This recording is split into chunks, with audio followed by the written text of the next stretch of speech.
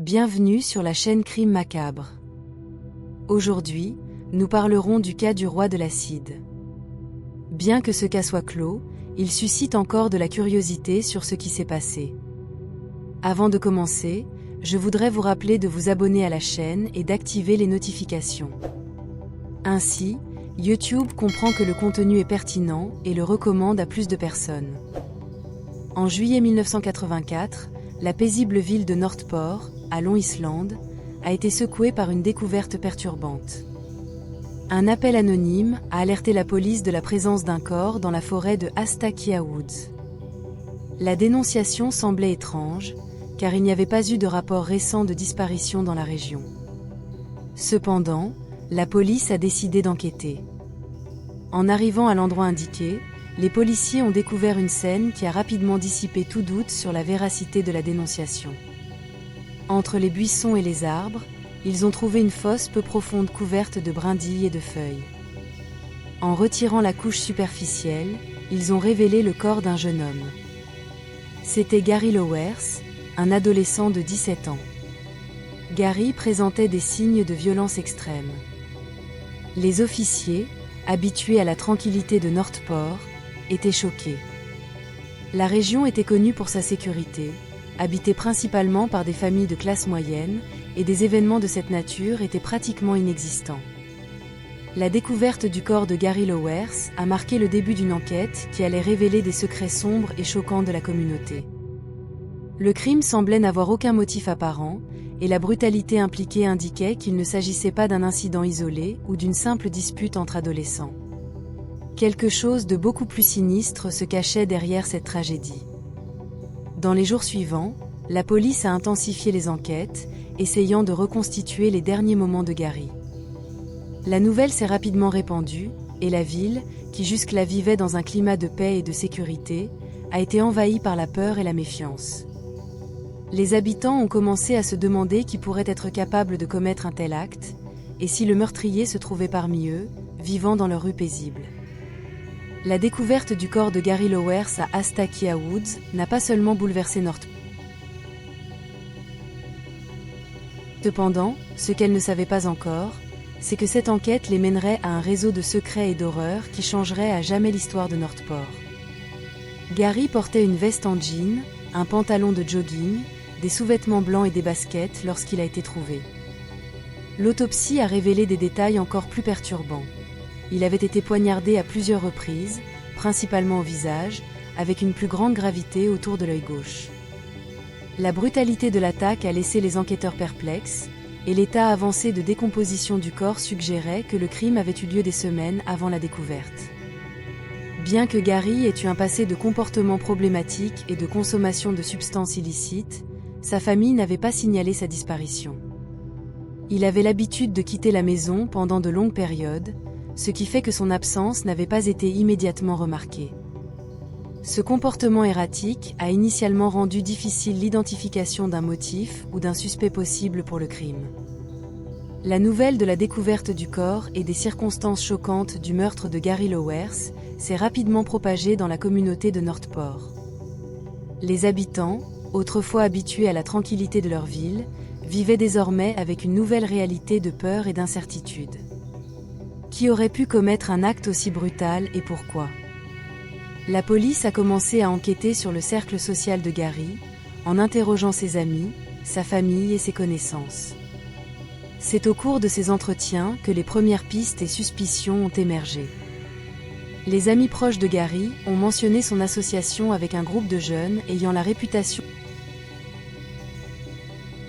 Ricky Kasso, également connu sous le nom de roi de l'acide, était connu pour son implication dans les drogues et pour son comportement erratique et violent. Il avait une fascination pour l'occulte et parlait souvent de sujets sombres et macabres. La police a commencé à concentrer son attention sur Ricky et ses associés, croyant qu'ils pourraient être liés au meurtre de Gary. Alors que l'enquête se poursuivait, la police faisait face au défi de distinguer les faits des rumeurs. Northport était en effervescence avec des théories et des spéculations, et la pression pour résoudre l'affaire augmentait. La découverte du corps de Gary Lauwers n'était que le début d'une enquête qui allait révéler un réseau de secrets perturbants et mettre en lumière les aspects les plus sombres de la communauté de Northport. L'enquête policière s'est rapidement intensifiée lorsque l'on a découvert que plusieurs adolescents avaient été emmenés voir le corps de Gary dans la forêt. Cette information alarmante, provenant du rapport anonyme, a conduit la police à interroger ces jeunes, dont les témoignages ont révélé un nom récurrent. Ricky Casso, 17 ans, connu dans la communauté pour son implication dans les drogues et son comportement erratique, est rapidement devenu le principal suspect. Ricky Casso avait une réputation qui le précédait. Surnommé le roi de l'acide, il était un habitué des fêtes locales, où il distribuait et consommait des drogues, principalement du LSD. Sa fascination pour l'occulte et les ténèbres ajoutait une couche sinistre à sa personnalité déjà volatile. Les enquêteurs, conscients de son influence sur les adolescents de la région, ont concentré leurs efforts sur Ricky et ses activités récentes. Au cours de l'enquête, la police a également identifié James Troiano, 18 ans, comme un potentiel complice. James était un ami proche de Ricky et partageait bon nombre de ses habitudes destructrices. Les deux jeunes ont été retrouvés en train de dormir dans une voiture, apparemment sous l'effet de substances, ce qui a renforcé les soupçons quant à leur implication dans le crime. L'arrestation de Ricky et James a été une étape cruciale dans l'enquête. Les témoins ont rapporté que Ricky et Gary avaient une histoire de conflits et de désaccords, souvent alimentée par la consommation de drogue et des disputes personnelles. L'une des rumeurs les plus troublantes indiquait que Ricky avait accusé Gary de lui avoir volé de la drogue, une accusation qui, dans l'esprit perturbé de Ricky, aurait pu être un motif suffisant pour une attaque aussi violente. La communauté de Northport, déjà ébranlée par la découverte du corps de Gary, a été encore plus consternée en apprenant les détails qui émergeaient de l'enquête. Les habitants, qui connaissaient Ricky et James comme des adolescents problématiques, les voyaient maintenant comme des figures centrales dans une affaire de meurtre macabre. Les entretiens avec d'autres adolescents ont révélé un schéma de comportement imprudent et dangereux qui a culminé dans la tragédie.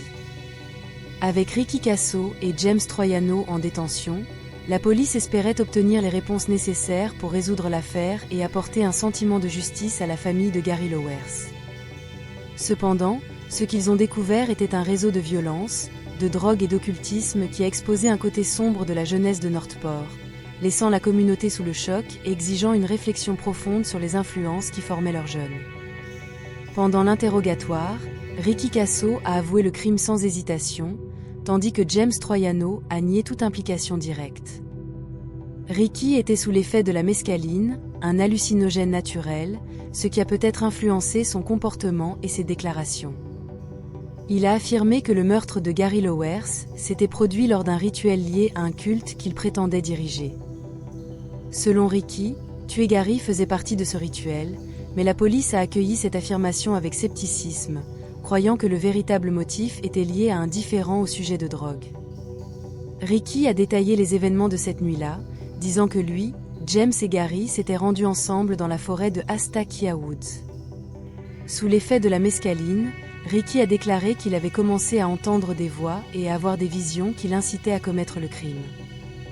Il a décrit comment il avait poignardé Gary à plusieurs reprises, en se concentrant notamment sur l'œil gauche. Ricky a allégué que James était présent lors de l'attaque, mais James a continué de nier toute participation active au meurtre.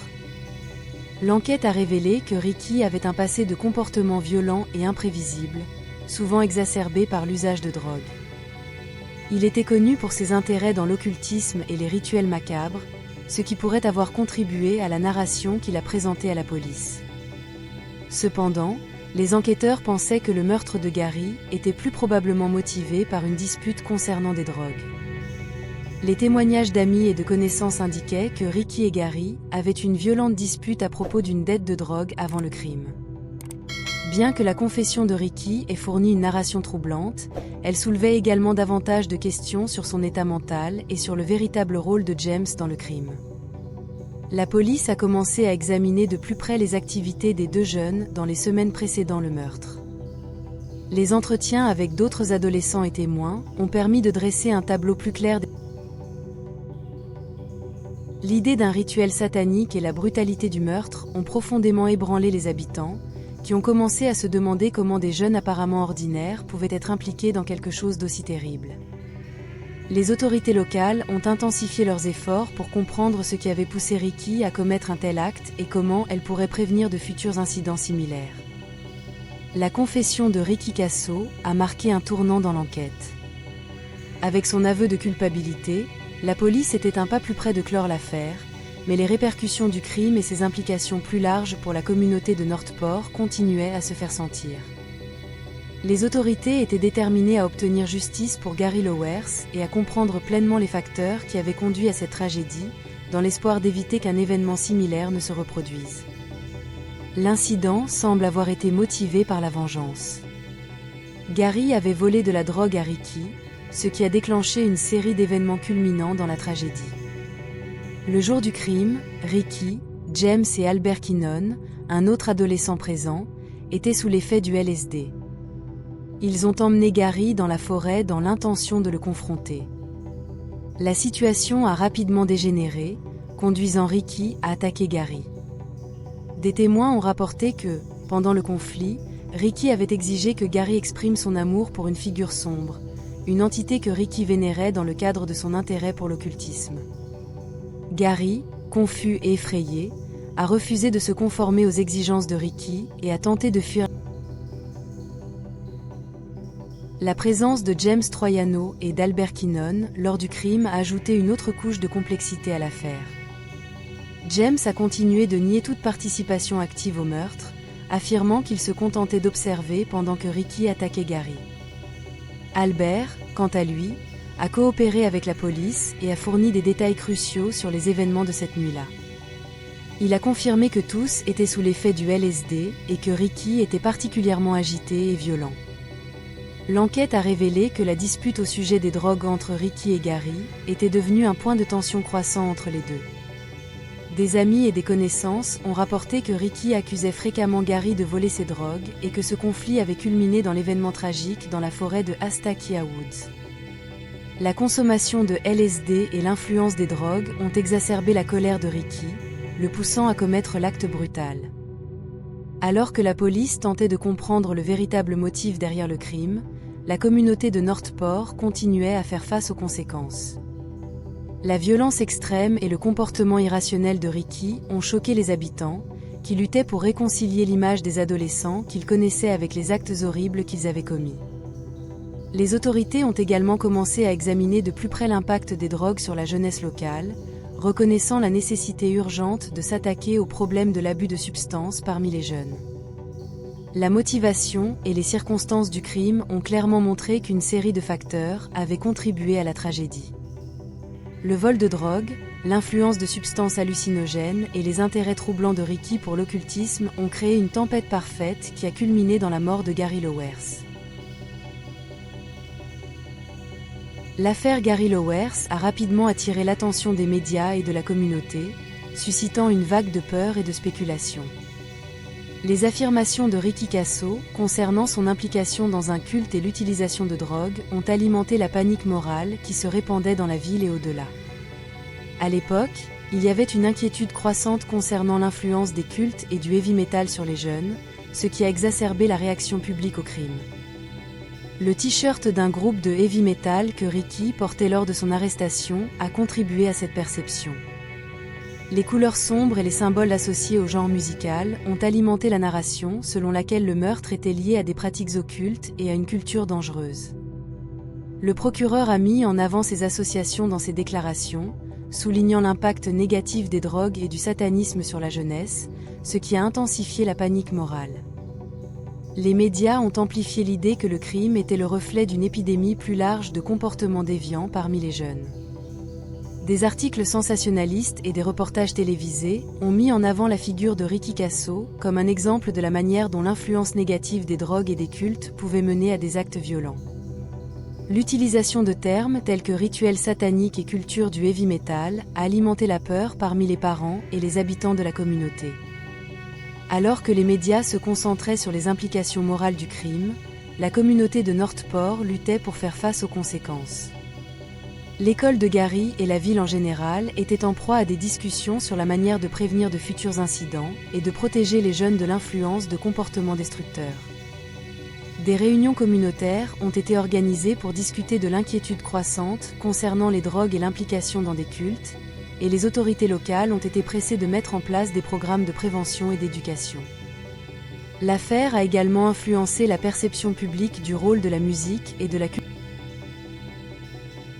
Alors que la communauté tentait de comprendre ce qui avait poussé Ricky à commettre un tel acte, l'affaire a servi de catalyseur pour un débat plus large sur la moralité et la sécurité des jeunes. La réaction publique à l'affaire Gary Lauwers a illustré comment les tragédies peuvent amplifier les peurs culturelles et sociales, créant une atmosphère de panique morale. L'impact du crime et les réactions subséquentes ont façonné le discours sur les drogues, les cultes et la jeunesse, laissant une empreinte durable sur la communauté de Northport et au-delà. Les autorités et les médias ont continué à explorer les implications de l'affaire, tandis que la ville tentait de se remettre et de trouver des moyens de prévenir de futurs incidents similaires. Après l'arrestation, l'histoire de Ricky Kasso a pris une tournure inattendue. Il a été retrouvé mort dans sa cellule, apparemment par suicide.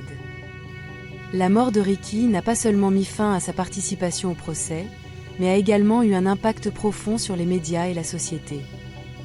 L'idée que Ricky, le principal suspect, s'était suicidé alors qu'il était en détention a intensifié le sentiment de frustration et d'impuissance parmi les habitants et la famille de Gary Lauwers.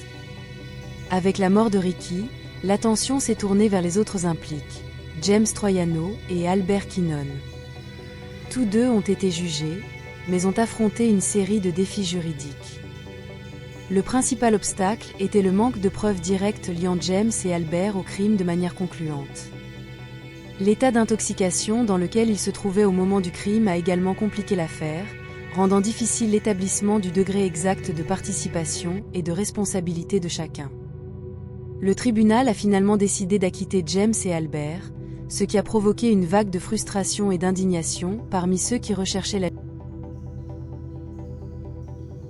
Pour beaucoup, l'acquittement des deux adolescents a semblé être un échec dans la quête de responsabilité et de justice. La frustration de la communauté et de la famille de Gary a été exacerbée par le sentiment que la vérité complète sur le crime ne serait jamais totalement connue. Alors que les médias continuaient à explorer l'affaire et ses implications, la vie à Northport tentait de reprendre son cours, mais avec la sensation que la tragédie avait laissé des cicatrices profondes. Les autorités locales, sous la pression de l'opinion publique, ont intensifié leurs initiatives de prévention et d'éducation sur les drogues et les cultes. L'affaire a également servi d'avertissement sur la nécessité d'un système de justice plus robuste et équitable, en particulier dans les cas impliquant des jeunes et des comportements violents.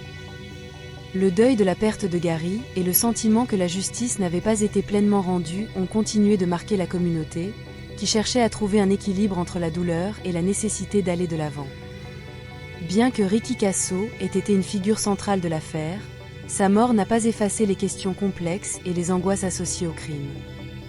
L'histoire de Gary Lauwers et les événements qui ont suivi ont continué de résonner dans la mémoire collective, comme un sombre rappel des conséquences dévastatrices de la violence et des difficultés à rechercher la justice dans des circonstances aussi difficiles.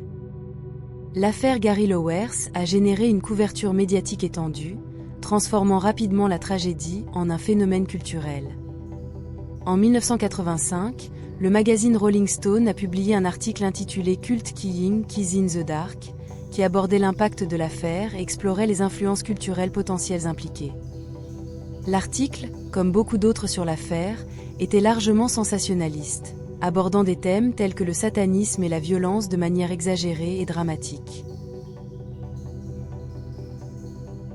Cette approche sensationnaliste a créé une image déformée des adolescents, exagérant souvent leurs liens avec des cultes et des comportements extrêmes.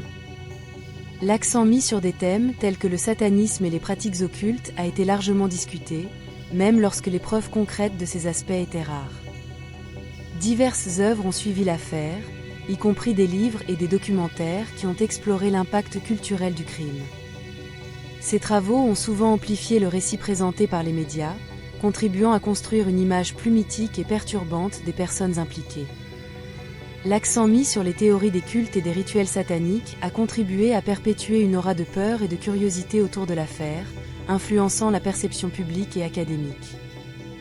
De plus, l'affaire a alimenté des débats sur l'influence de la culture populaire et des drogues sur la jeunesse. L'association du crime avec la musique heavy metal et l'occultisme a suscité des discussions sur le rôle de la culture dans la formation de comportements violents. Les œuvres qui ont émergé ont exploré ces thèmes, souvent de manière sensationnaliste, amplifiant l'impact de l'affaire et générant une quantité significative de spéculation et de peur dans la société. L'image déformée créée par les médias et les œuvres ultérieures a eu un effet durable sur la manière dont l'affaire a été mémorisée. L'accent mis sur des figures sombres et des influences culturelles a détourné l'attention des complexités et des nuances du crime, rendant difficile une compréhension complète des événements et des motivations des personnes impliquées. La couverture médiatique et l'impact culturel de l'affaire Gary Lauwers ont servi d'exemple de la manière dont la tragédie et la sensationnalisation peuvent s'entrelacer, façonnant le récit public de manière à obscurcir la vérité. Alors que la communauté... Des années après la tragédie, l'écrivain Jesse Pollock a publié le livre The Acid King, qui cherchait à offrir une vision plus équilibrée et humaine des événements entourant l'affaire Gary Lauwers. Pollock s'est consacré à interviewer des personnes proches des personnes impliquées et à enquêter sur les circonstances ayant conduit au crime, offrant une perspective plus profonde et moins sensationnaliste. Le livre a révélé qu'en plus des problèmes de drogue et du comportement violent, il y avait une histoire d'abus et de négligence familiale qui avait joué un rôle significatif dans le comportement de Ricky Kasso. Pollock a exploré comment l'environnement familial dysfonctionnel et le manque de soutien adéquat avaient contribué à la trajectoire tumultueuse de Ricky. L'enquête a révélé que Ricky avait affronté une série de difficultés depuis son enfance, y compris des abus émotionnels et physiques, ce qui avait exacerbé son malaise et sa vulnérabilité à des comportements extrêmes. En outre, The Acid King a mis en lumière comment la peur des cultes et des rituels sataniques avait été exacerbée par la couverture médiatique. Le récit sensationnaliste et l'association du crime avec des pratiques occultes avaient contribué à créer une perception déformée des jeunes impliqués, ignorant souvent les réalités sociales et personnelles complexes qui avaient influencé leur comportement. Le livre a soutenu que les médias, en se concentrant sur des thèmes tels que le satanisme et le heavy metal, avaient détourné l'attention des véritables questions sous-jacentes, comme l'impact des abus familiaux et l'effet des drogues sur la vie des adolescents. Pollock a également abordé le rôle des drogues dans l'affaire, montrant comment l'utilisation de substances hallucinogènes, comme le LSD, avait pu amplifier le comportement erratique et violent de Ricky. Le livre a offert une vision plus nuancée des expériences des jeunes et des facteurs ayant conduit au crime, contrastant avec le récit simplifié et sensationnaliste qui avait prédominé auparavant. La publication de The Acid King a suscité un nouveau débat sur l'affaire et sur la manière dont la société traite les crimes commis par des jeunes dans des contextes de désajustement et de négligence. Le livre a contribué à souligner l'importance de considérer les complexités des expériences individuelles et des circonstances sociales lors de l'évaluation des cas de violence et de comportements extrêmes. Alors que la communauté de Northport et la famille de Gary Lauwers continuaient à faire face aux répercussions du crime, la réévaluation offerte par Pollock a fourni une nouvelle perspective sur les événements, défiant les perceptions établies et favorisant une discussion plus profonde sur les causes et les conséquences des comportements violents chez les jeunes. Bien que l'affaire ait été clôturée, l'affaire a soulevé des questions importantes sur l'impact des drogues, l'influence de la musique et les difficultés rencontrées par les jeunes en situation de vulnérabilité. Le récit sensationnaliste entourant l'affaire, centré sur les cultes et les pratiques occultes, a obscurci de nombreuses réalités complexes qui ont contribué au comportement de Ricky et aux événements tragiques qui se sont déroulés. L'influence des drogues, combinée à un environnement familial dysfonctionnel et à un manque de soutien, a montré comment des facteurs multiples et interconnectés peuvent conduire à des actes de violence extrême. La véritable motivation de Ricky peut ne jamais être complètement comprise. La combinaison d'abus de substances, de problèmes personnels et d'influences culturelles a créé une tempête de facteurs qu'il est difficile de démêler complètement. Néanmoins, l'affaire sert de rappel des réalités complexes qui se cachent souvent derrière les actes de violence.